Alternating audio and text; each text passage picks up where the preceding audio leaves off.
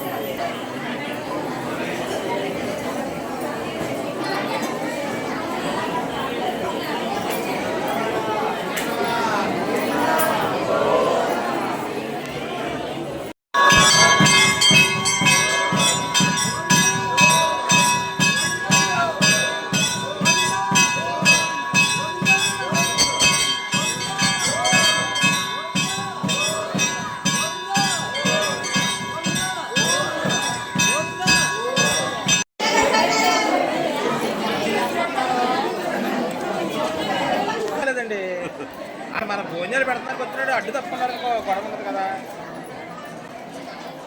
ఆడికి అడ్డు అడ్డు తెస్తున్నారా.